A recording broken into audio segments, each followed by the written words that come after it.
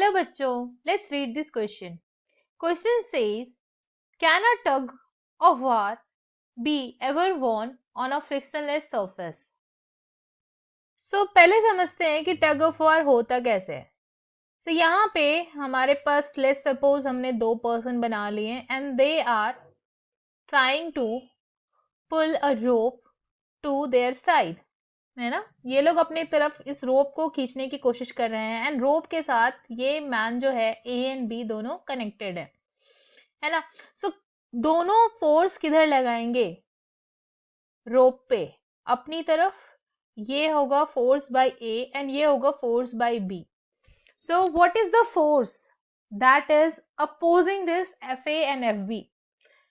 Man लोग move नहीं कर रहा है, सो कोई तो ऐसा फोर्स होगा जो कि इन दोनों पे ऑपोजिट डायरेक्शन में लग रहा होगा, है ना.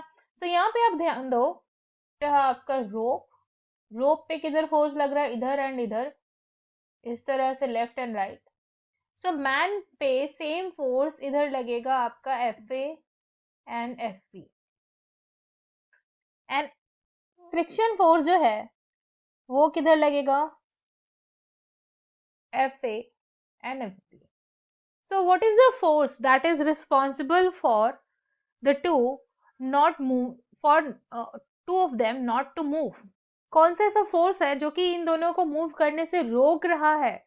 वो फ्रिक्शन फोर्स है ना. सो अगर फ्रिक्शन फोर्स अवेलेबल नहीं होगा, ये फ्रिक्शनलेस होगा, तो ये जो दो फोर्स हैं ये नहीं होंगे.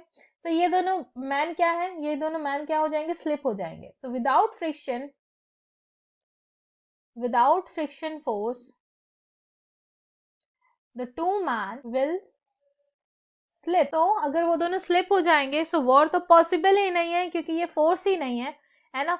दोनों पे अगर नेग्लिजिबल फोर्स भी लगा दो, दोनों क्या हो जाएंगे? आगे की तरफ स्लिप हो जाएंगे, है ना.